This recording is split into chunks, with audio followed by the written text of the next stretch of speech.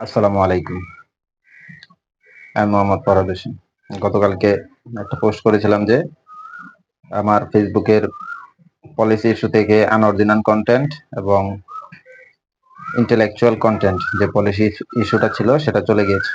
তো সেটা আমি কিভাবে রিমুভ করলাম সে সম্পর্কে এখন আমি আপনাদেরকে বলবো।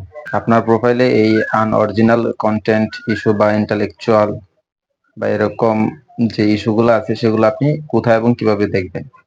প্রথমে চলে যাবেন আপনি আপনার ফেসবুক ব্রাউজারে। ফেসবুক ওপেন হওয়ার পর চলে যাবেন আপনি ডান কর্নারে থ্রি লাইনে, সেখানে ক্লিক করার পর দেখতে পারবেন যে ড্যাশবোর্ড, সেই ড্যাশবোর্ড বা কারো দেখবেন যে ম্যানেজ টুল এরকম থাকবে। তো সেইখানে আপনি ক্লিক করার পরে গিয়ে দেখবেন যে রিকমেন্ডেশন। তো আপনি রিকমেন্ডেশনে যখন ক্লিক করবেন তিনটা অপশন আসবে, যে রিকমেন্ডেশন, ওইখানে আপনার প্রোফাইলটা কোনো ইস্যুতে থাকলে আপনার এখানে রিকমেন্ডেশন নো থাকবে। মনিটাইজেশনে ক্লিক করবেন। মনিটাইজেশনে ক্লিক করার পর আপনার এখানে প্রোফাইলে যদি কোনো ইস্যু থাকে, এই যে আমার মতো যে এরকম দেখাবে ইন্টেলেকচুয়াল বা আনঅরিজিনাল কন্টেন্ট, তো এটার একটা স্ক্রিনশট নিয়ে নেবেন। স্ক্রিনশটটা নেওয়ার কারণ, ফেসবুকে যখন আমরা এটা রিভিউয়ের জন্য বা অ্যাপ্লিকেশন করব যেটা এই ইস্যুটা দূর করার জন্য, তখন এই স্ক্রিনশটটা আমাদের লাগবে। এই রিপোর্টটা সাবমিট করার আগে অবশ্যই আপনাকে কিছু বিষয় মেনে তারপরে এই রিপোর্টটা আপনি বা এই অ্যাপ্লিকেশনটা আপনি ফেসবুক টিমের কাছে করবেন। তো আপনি কি কি বিষয় আপনি খেয়াল করা লাগবে? সর্বপ্রথম আপনার ফোনে আইডি খোলার পর থেকে এখন পর্যন্ত যতগুলো কপি করা ছবি, কপি করা পোস্ট, অন্যের প্রোফাইল বা পেজ থেকে শেয়ার করা পোস্ট এবং ভিডিও, আপনি অন্যের ভিডিও ডাউনলোড করে যেগুলো নিজের প্রোফাইলে আপলোড করেছেন সবগুলো ডিলিট করে দিবেন।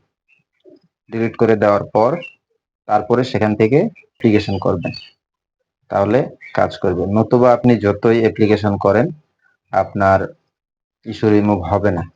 হবে না কারণ আমি অনেকবার ট্রাই করেছি, আমার হয়নি। ছবিগুলোর প্রতি আমার মায়া ছিল, বাট এবার রিপোর্ট করার আগে সবকটা আমি নিজে থেকে ডিলিট করে তারপরে রিপোর্ট করেছিলাম। কিভাবে রিপোর্ট করতে হয় সেটা এখন আমরা দেখব। থ্রি ডটে, তারপরে নিচে যাবেন, ক্লিক করবেন হেল্প এন্ড সাপোর্ট, সেখানে ক্লিক করবেন রিপোর্টে প্রবলেম। রিপোর্টে প্রবলেম ক্লিক করার পরে নিচে যাবেন, নিচে পাবেন কন্টিনিউ টু রিপোর্ট। রিপোর্ট তৈরি হচ্ছে। আপনি ইনক্লুডে ক্লিক করবেন। তারপর এটা আপনার যদি পেজ হয় তো পেজ সিলেক্ট করবেন, আর যদি প্রোফাইল হয় তাহলে প্রোফাইল সিলেক্ট করবেন। আমার যেহেতু প্রোফাইল, তো আমি প্রোফাইল সিলেক্ট করলাম। এখান থেকেই মূলত আসল কাজটা করতে হয়। এখানে যে ডেসক্রাইব দ্য ইস্যু, এখানে যে আপনার ইস্যুটা আছে সেটা এখানে বর্ণনা করতে হবে, সেটা আমি কমেন্ট বক্সে দিয়ে দিব। এই স্ক্রিনশটটা এখান থেকে কেটে আমরা যে স্ক্রিনশটটা নিয়েছিলাম সেটা আপলোড করব। এই যে দেখেন আপলোড হয়ে গেছে। আমার প্রথম কমেন্টে দেওয়া যে অ্যাপ্লিকেশনটা আছে সেই অ্যাপ্লিকেশনটা কপি করে এখানে পেস্ট করে দিবেন। যদি আপনি মনে করেন যে আপনার প্রয়োজন চেঞ্জ করার, তো আপনি একটু চেঞ্জ করে নিতে পারেন। চেঞ্জ করে এই যে এই তীর চিহ্নে ডান কর্নারে তীর চিহ্নে আপনি ক্লিক করলে রিপোর্ট চলে যাবে। এটা আমার অরিজিনাল আইডি দিয়ে দেখাচ্ছি, তাই এখান থেকে আমি যদি এখন তীর চিহ্নে ক্লিক করি তো রিপোর্টটা চলে যাবে। তাই আমি রিপোর্টটা পাঠালাম না, বাট আপনাদেরকে বুঝিয়ে দিলাম যে ডানে উপরে তীর চিহ্নে ক্লিক করলে রিপোর্টটা চলে যাবে। ফেসবুক রিভিউ টিম কর্তৃক আপনার এই অ্যাপ্লিকেশনটা রিভিউ করতে 7 থেকে 14 দিন সময় লাগবে।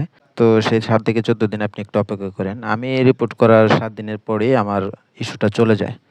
তো একটু অপেক্ষা করুন। অ্যাপ্লিকেশন সাবমিট করার পর আপনি প্রতিদিন নিয়মিত 5 মিনিট হোক 7 মিনিট হোক লাইভ করবেন।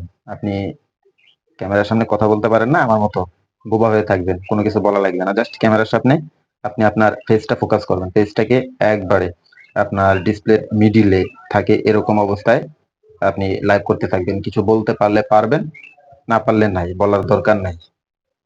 আপনার বলতে হবে এমন না, তবে আপনাকে লাইভ থাকতে হবে। আপনার চোখের যে পাতা আছে সেটা আপনি নড়াবেন, মাঝে মধ্যে মাথা এদিক সেদিক ওদিক তাকাবেন, যাতে এটা বোঝা যায় যে কোনো ভিডিও থেকে কাটসাট করা না, এটা আপনি সরাসরি লাইভই করতেছেন। ভিডিওটি ভালো লাগলে শেয়ার করবেন, লাইক কমেন্ট দিয়ে পাশে থাকবেন।